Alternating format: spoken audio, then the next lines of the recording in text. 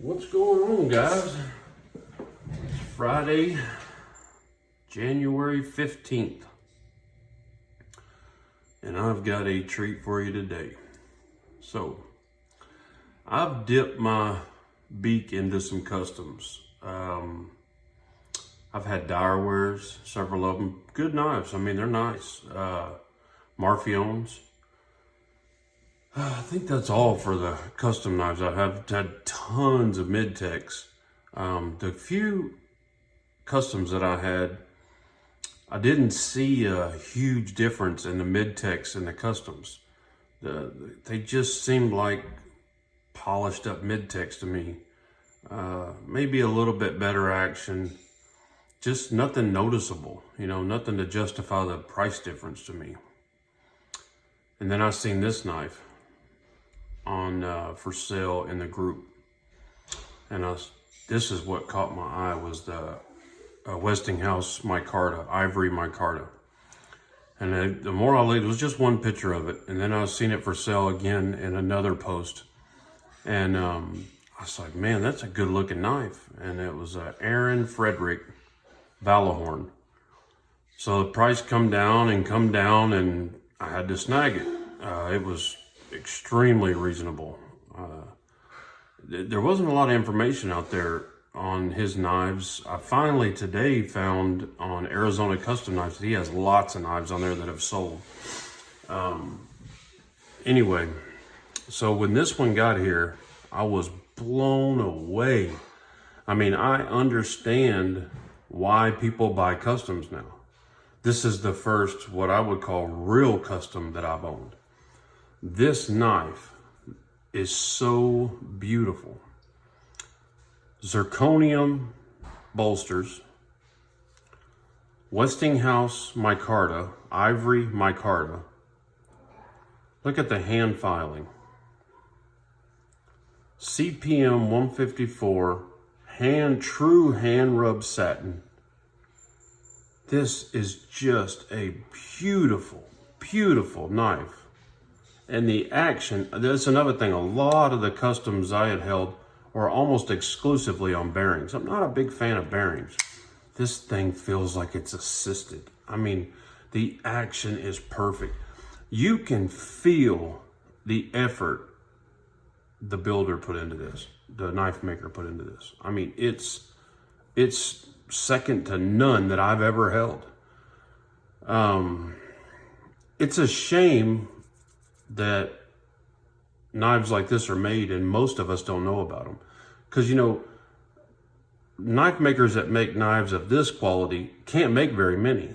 And there's literally hundreds of thousands of us collecting knives, and there's tons of knife makers. So like when you see something like this posted in the group, you don't really have anything to reference it to. There's very few review videos. I didn't find a review video on this variant of this knife at all, period. There were a couple that were similar. They had fatty carbon fiber. They were similar, but those knives weren't quite the caliber of this one. I could tell this one was one of his pieces that he really put time in, and the price reflected it. It's just, I don't know how to explain it. It's just the perfect knife. Everything about it is so beautiful. The blade, I put a mirror finish on the blade, and it took a mirror finish, that CPM 154, probably better than any steel I've done in a month.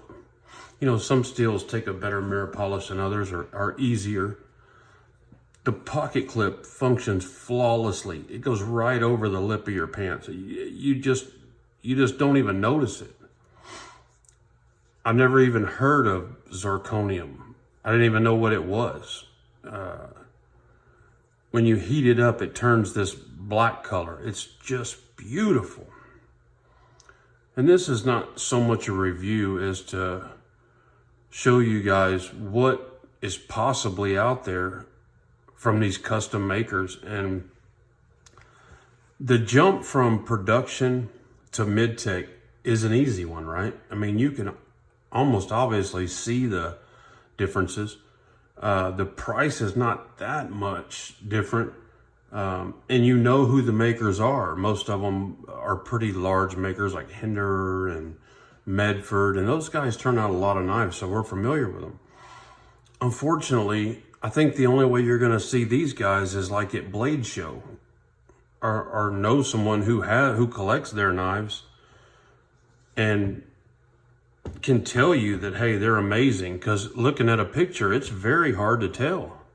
I mean, it's very tough to tell the quality of this knife by looking at a picture, and to even tell how beautiful it is. And a video probably is not even doing it justice.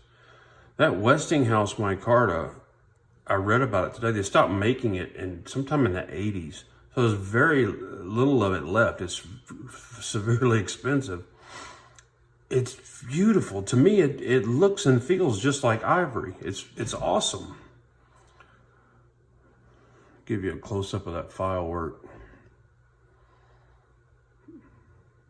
I just wanted to show this off. So the maker is Aaron Frederick, and this is the Valahorn. I did look at some of his other knives. They weren't really my flavor. I couldn't find one of these for sale anywhere, especially in this variant, but one for sale, period. Because he just doesn't do a high volume. And it's unfortunate that the guy that bought this from Blade Show a couple of years ago or whatever had to take such a hit when he sold it, because very few of us knew what an amazing knife it was. But I can tell you this one: if you run across one of these, you will not be disappointed. I asked Jim Skelton about the maker. When I bought it, I was like, does he build good knives? Jim's like, no, he's solid. Luckily, I had that reference to know, that it was going to be a nice knife. And man, he wasn't kidding. This is an awesome knife. But anyway, that's about it.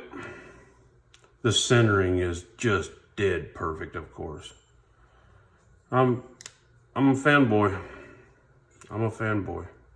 I'm seriously going to try to have this man make me a knife in the future, if that's even possible, because this is an unbelievable knife.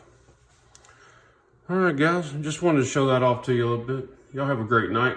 God bless you and your families. Pray for our country. Good night.